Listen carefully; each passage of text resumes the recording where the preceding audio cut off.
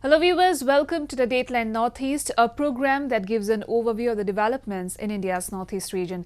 I'm your host Chandrakala and here are the top stories of today's program. Assam citizens excluded from NRC list have 120 days to appeal, MEA. Northeast players rise to fame as they received National Sports Award. Sports Minister Rijiju inspects National Sports University inaugurates projects in Manipur. Amidst heightened security, the final list of National Register of Citizens has been published on 31st August in Assam, excluding at least 19 lakh people. Over 3 crore people have been found eligible for inclusion in the list. The centre has assured that those excluded from the list will have 120 days to file an appeal to the Foreigners Tribunal. A report. The National Register of Citizens or NRC was initiated in the state of Assam to weed out illegal Bangladeshi immigrants. Amid heightened security, the final list of NRC was published on 31st August that excluded at least 19 lakh people. People in different districts of the state, including Barpata district, were seen standing in long queues in the NRC Seva Kendras to check their names in the list. The final list of NRC has brought smiles on the faces of many, while some are disappointed with the list. सबका नाम आ गया चार आदमी apply किया और प्रथम खसरा द्वितीय खसरा हमारा नाम आ गया पूरा नाम आ गया अब सुकून है थोड़ा सा कि टेंशन नहीं है कोई नहीं टेंशन नहीं है. Meanwhile, the state government and the centre are making all possible efforts to maintain law and order in the state. There has been a lot of chaos and cacophony with the release of the final list of NRC, as over 19 lakh people were excluded, giving rise to a lot of confusion and misconception. However, clarifying the misconception among people, Foreign Ministry spokesperson Ravish Kumar said people excluded from the NRC have not become stateless and will enjoy all rights till they exhaust all remedies available under law. All appeals and excluded cases will be examined by this tribunal, that is a judicial process. Thereafter, anyone is still aggrieved by any decision of being excluded will have the right to approach the High Court of Assam and then the Supreme Court. Exclusion from the NRC has no implication on the rights of an individual resident in Assam. The Ministry of Home Affairs earlier had also urged people to not believe in rumours related to the final publication of NRC. The state government reiterated that those excluded from the list will get ample opportunity to appeal to the Foreigners Tribunal's court within 120 days and that the government will provide legal aid to those needy people who have been excluded from the list through the District Legal Services Authority. There had been a lot of anxiety among residents as for some families, names of some of the members were reflected in the list, while some did not make it. Family का 4 member था, 3 आ गया, ठीक है. उसके बाद हमको notice दिया छोटा लड़के के लिए आया था, बोला फिर डॉक्यूमेंट कीजिए, डॉक्यूमेंट में कोई लिंक नहीं है, फिर दे दिया. उसके बाद बोला सेकंड लिस्ट में आ जाएंगे, फिर सेकंड लिस्ट में नहीं आया. The centre signed the Assam Accord in 1985 with the promise to take care of the interests of the citizens of Assam. NRC aims to give effect to the Assam Accord signed in 1985 between the centre, state government of Assam, the All Assam Students Union and All Assam Gan Sangram Parishad. Updating NRC is a statutory, transparent legal process mandated by the Supreme Court. Moreover, last month the Supreme Court had extended the deadline for the final publication of NRC from July 31st to August 31st. The list is aimed at segregating Indian citizens living in Assam from those who have entered the state from Bangladesh illegally after 1971. The National Register of Citizens was first prepared in Assam in 1951.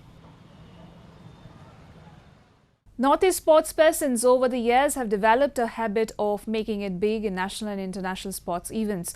In observance of the National Sports Day, President Ramnath Kovind conferred the National Sports Awards to 31 sportspersons of the country, among which 2 were from the Northeast region. Chinglan Sana Singh Kangujam, Indian hockey player from Manipur, and C. Lalram Sanga, archery from Mizoram. A positive sports culture in the Northeast region has yielded numerous medal winners and world champions who have made a mark on the global platform. To honor and respect the sports persons for their contribution in the world of sports and in observance of the National Sports Day, President Ramnath Kovind conferred the National Sports Awards to 31 sports personalities in New Delhi, and among them were the 2 efficient players from Northeast whose contribution in different sports category has been commendable. Chinglen Sena Kangujam from Manipur was among 19 players who received the prestigious Arjuna Award 2019 for his contribution in hockey. Commemorating the contribution of Major Dhyan Chand Singh towards Indian hockey, the nation celebrated his birthday as National Sports Day. Chinglen Sena Singh plays as a halfback and he made his debut in the Indian team in 2012 and plays for Dabang Mumbai in Hockey India League. He was a part of the team that competed at the 2014 Commonwealth Games in Glasgow, finishing second and 9th place finish at 2014 World Cup. Kangujam received a heroic welcome on his arrival in his native Manipur state. पहले तो railway का बहुत hard है मैं आज तक पहुंचा था क्योंकि रेलवे पे 2010 पे खेला, उसके बाद मेरे को सीधा इंडियन कैंप पे मौका मिला इंडियन कैंप पे आने के लिए और उधर से मेरा जर्नी स्टार्ट हो गया। 2011 से मेरा पहला टूर था साउथ अफ्रीका का, उधर से अभी तक चल रहा है tour. Meet C. Lalrem Sangha from Mizoram, who was conferred with Dhyan Chand Award for his contributions in archery. He represented India in the year 1992 Barcelona Olympics and Atlanta Olympics in 1996. He has also represented India in the 1994 Asian Games in Hiroshima and 5 World Championships. State training center mumal takini thi tafik ila regular training hini ve thi ila chuanin tu na hianin miro sport chu ma tam tak concern karinga I ani lawa kalpa mi chuanin mi ti tak cheta anti to bang hianin tu na nga kan kali chuanin I national level amo international level amo perform tu chuanin thil hau tak takani ya tin chu ba ka Mizoram hianin risi kala langam vaklo sport a hian.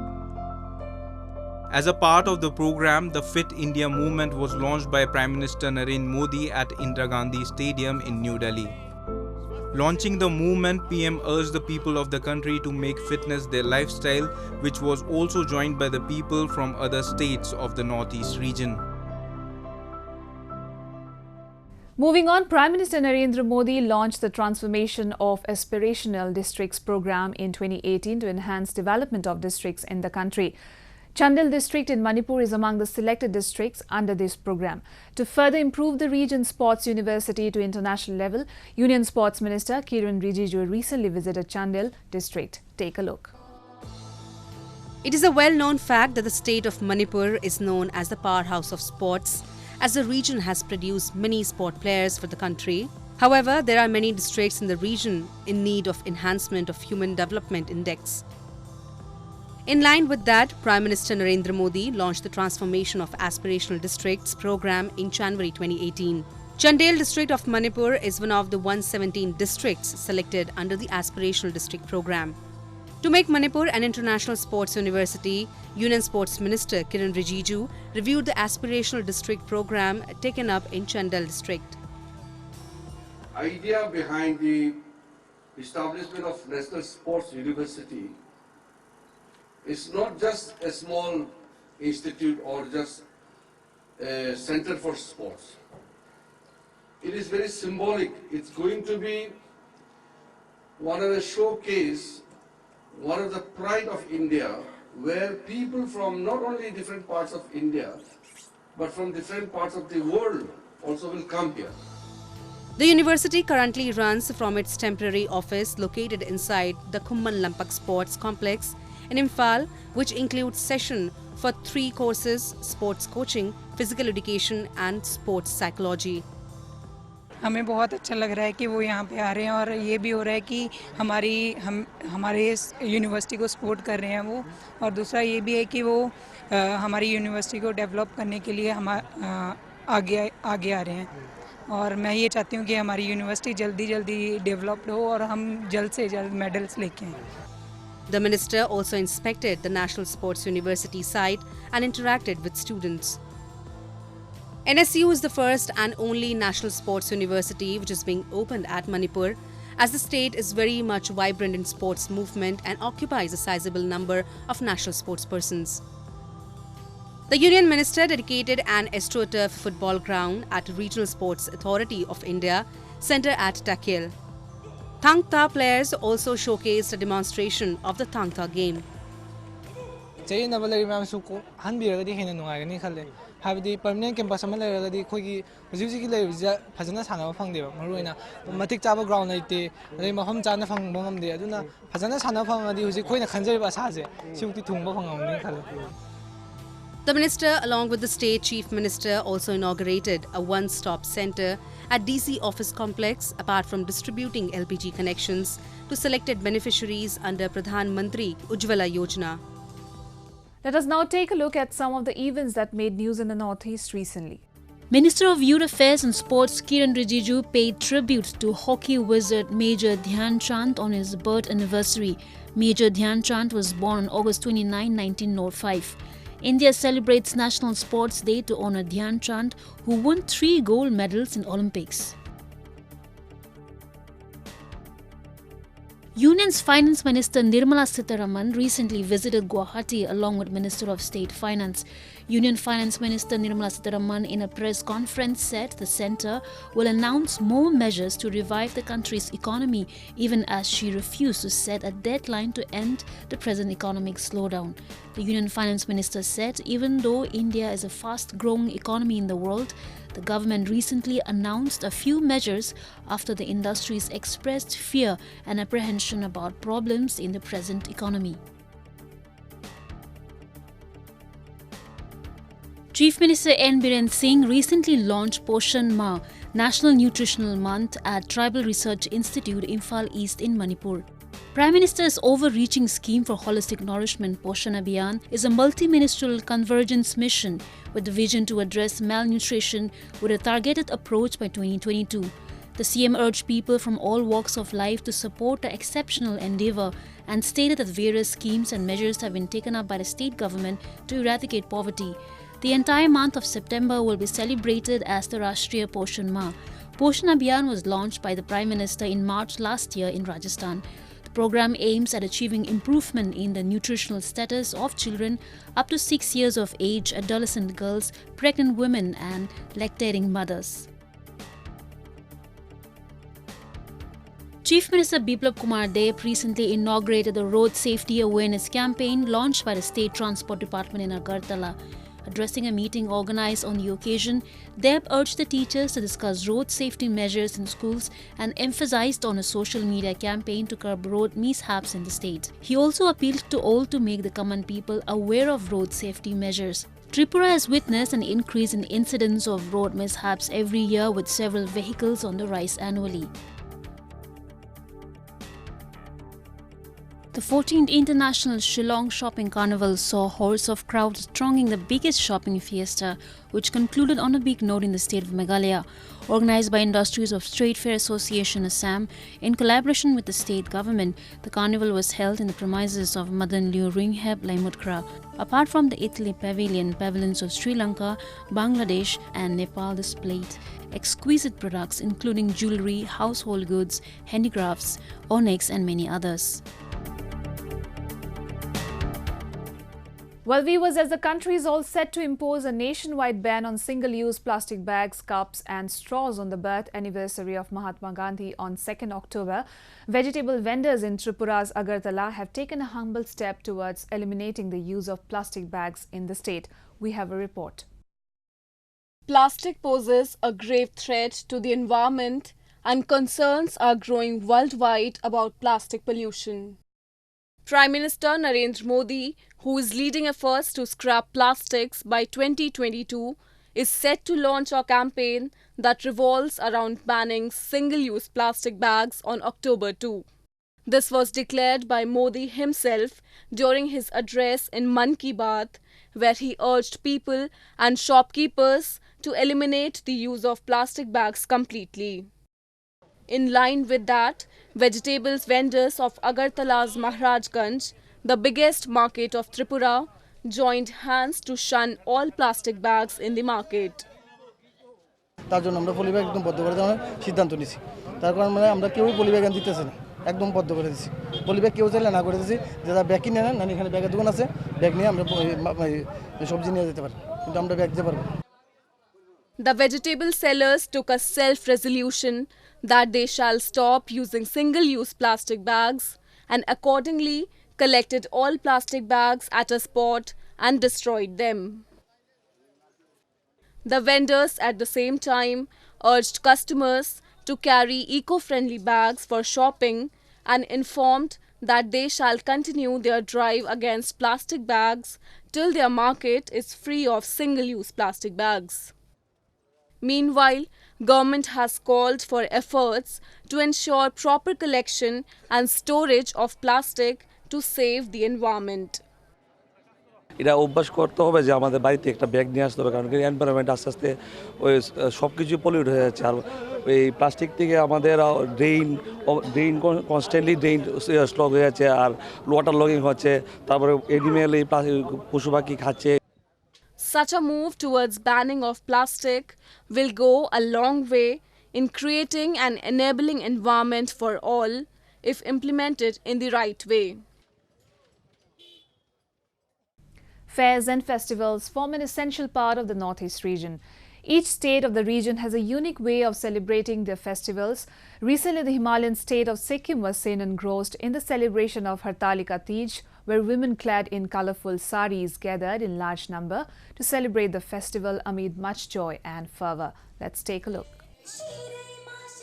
Sikkim, a land of mystic natural wonders, is also known to have unique cultures and festivals that make it different from the rest of the states.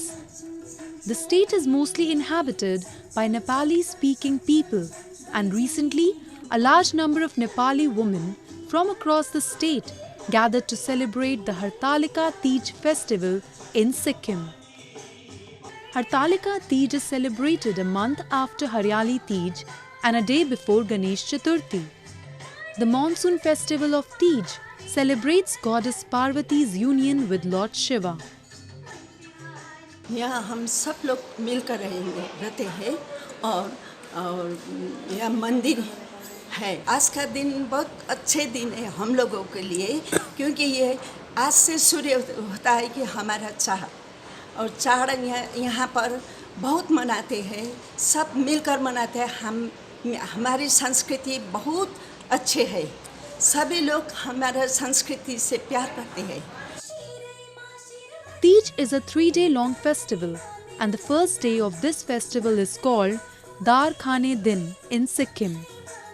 During the festival, women clad in traditional attire are seen performing traditional dance and devotional songs.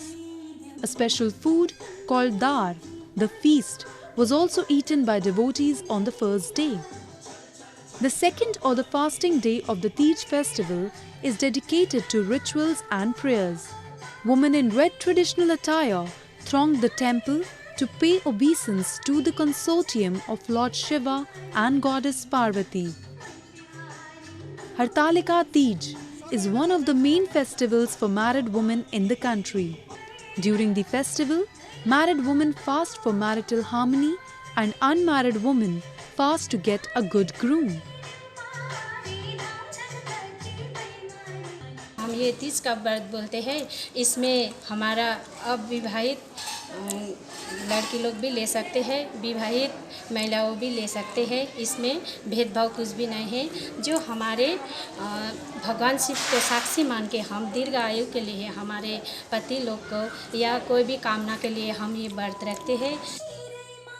Women in the temple were seen walking around the Shiv Lingam, adorning it with flowers, sweets and coins. The third day of the Tej festival is called Rishi Panchami, and on this day, the 7 sages of the Hindu pantheon are worshipped by women in a belief that it will cleanse all sins of the previous year. Such a festival not only reflects the vivid culture of India's northeast region, but helps preserve and promote the age-old belief and tradition of the country. Well, at a time when global warming and climate change are dictating geopolitics, 45-year-old Moirangtham Loya from Manipur comes across as a shining light. For the last 18 years, Loya, a resident of Uripok in Imphal West, has been protecting nature and creating green space for the local communities. Take a look. Manipur has been at the forefront for its contribution to the environment. Now let's meet Manipur's jungle man, 45-year-old Loya, a resident of Uripok Khaidem Lekai in Imphal West, who has been protecting nature for most of his life. Loya quit his job to plant different species of plants and bamboo. He replanted Punchilok forest in Langol Hill range in 17 years. Punchilok, meaning spring of life, is located in Langol Hill range, and it is a living testament to his tireless efforts to protect nature. This is lifetime project. This is this commitment is like same as you give birth to a child or baby, and you have to look after him, no? Unless and until it grows to sustain itself or stand on its own. It's the same thing. For the forest, it takes hundreds of years to get mature. So this stage is just the baby steps, baby stage for the forest. It's just 17 years old, so the stage is very early stage. So my project is when I started, it is for 35 years. 35 years means in that 35 years, tree will become quite big. They should speak for themselves. Determined to bring the greenery back, in 2002, Loya started looking for land to plant trees as this land was barren. With the help of a few friends and volunteers, he cleared the weeds and started planting them. In 2003, Loya and his friends established the Wildlife and Habitat Protection Society, WAHPS, which along with volunteers to look after the natural wealth of Punchilok. Today, the forest area covers 300 acres with around 250 species of plants and 25 species of bamboo. We had formed this society called WAPS, Wildlife and Habitat Protection Society, and the volunteer has been on and off. Who had started with me had gone. Some of them are still there. Most of them are gone, and volunteers still keep coming. And that's kind of a surprise for me. There is no shortage of volunteers. Since Loya was acting as a helping hand in the preservation and creating a green landfill of the forest cover, the initiative was not considered an illegal act by the Forest Department. Article 51 AG says that it shall be the duty of every citizen of India to protect and improve the natural environment, including forests, lakes, rivers, and wildlife, and to have compassion for living creatures. It is a very good thing, but personally, when we give the recognition to the person concerned, definitely he gets encouraged. And for us also, we feel encouraged that there are people who are willing to help and who are willing to stand with us in difficult times. For Loya, Punchilok is a lifelong mission. His story is a motivation for all, given how much flora and fauna he has saved single-handedly in Manipur.